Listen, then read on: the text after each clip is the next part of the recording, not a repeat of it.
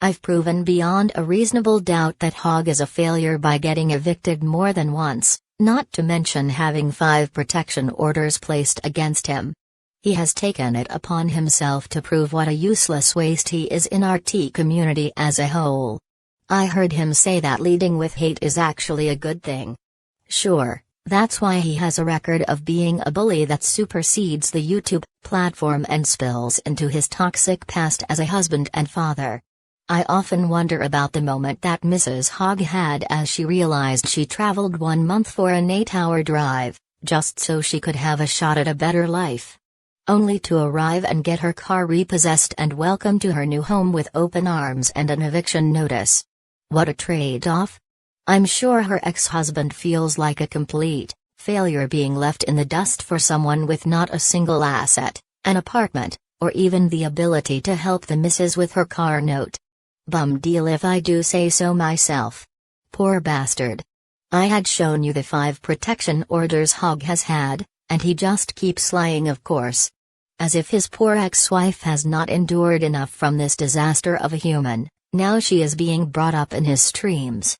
Hogg claims that his ex-wife was granted many protection orders because according to Mr. Hogg the judge just gave her a protection order because I was at work and he didn't hear my side of the story.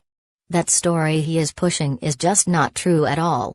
In Indiana, like many other states, you must meet the qualifications to have a judge grant an order of protection.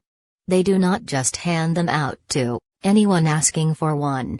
Hogg fails to tell you on 5 different occasions, he met the following criteria to be classified as a threat. In Indiana, you can be eligible for an order of protection against a family or household member, which is defined as someone who commits acts of domestic violence or family violence. You can also get an order against anyone, regardless of the relationship, who committed harassment, stalking, or a sex offense against you. In their case they were married, so that meets her first qualification.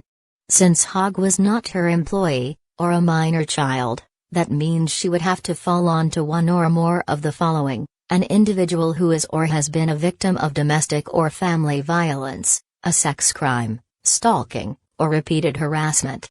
That means Mr. Hogg would have had to been guilty of again, an individual who is or has been a victim of domestic or family violence, a sex crime, stalking, or repeated harassment. Judges do not hand these out like candy, sir. Even still, the judge has what is known as an ex parte hearing, and this would have given Mr. Hogg ample opportunity to state his innocence. But seeing as how some of them were left for lengthy amounts of time, it doesn't appear to be the case at all. If he was so innocent, then why did he not do that?